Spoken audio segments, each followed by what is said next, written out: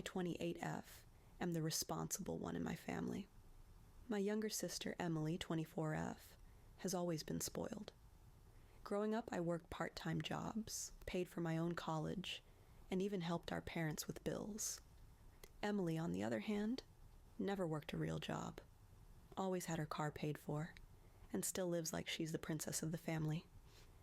I thought I had managed to escape the Emily drama by moving into my own apartment and keeping boundaries. But 2 weeks ago, I got a call from a landlord asking when I was planning to pay rent on a new unit in my name. I thought it was a scam, until they emailed me a copy of the lease. There it was, my signature. Except, it wasn't mine. Emily had forged my name and moved into a 2-bedroom apartment with her new boyfriend. And guess what? My credit and income were the only reason she even got approved. When I confronted her, she shrugged and said, "You make more money than me. It's not a big deal. I'll totally pay rent." Totally pay rent? Emily can't even keep gas in her car without asking Dad for money. I told her she had 48 hours to fix it. Either take my name off, or I'd get the lease terminated. She cried, called me selfish, and told my parents. Now my mom says I'm ruining Emily's life and family comes first.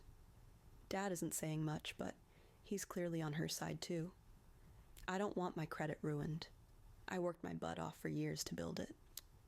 But apparently, I'm the villain, because I won't let my sister commit fraud in my name. So Reddit, am I the a-hole for wanting her out? Update 1. Well, things exploded faster than I expected. After my post, I contacted the landlord again.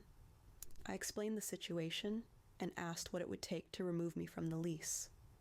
Unfortunately, since it was already signed, they said both tenants needed to reapply without me, or else the lease would stay binding.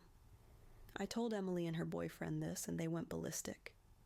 Her boyfriend accused me of ruining their first home together. Emily started crying and yelling that I always think I'm better than her. Then my parents jumped in again.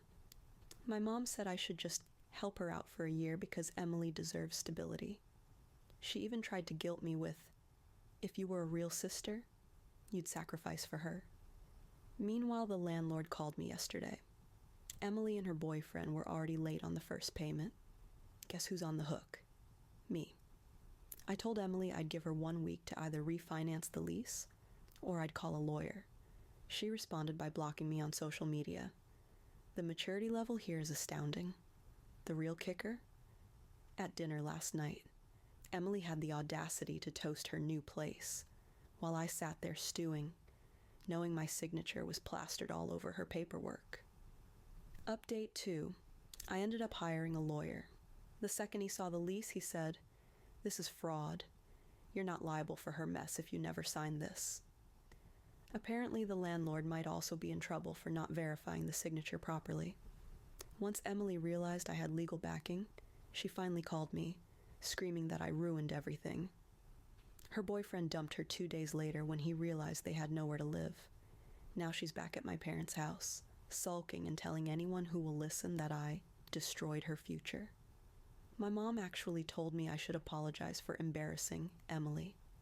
Apologize to the person who forged my name. At this point, I've cut contact. I told my parents they're welcome to support Emily, but I'm done. I'm not going to tank my credit and finances just to keep enabling her.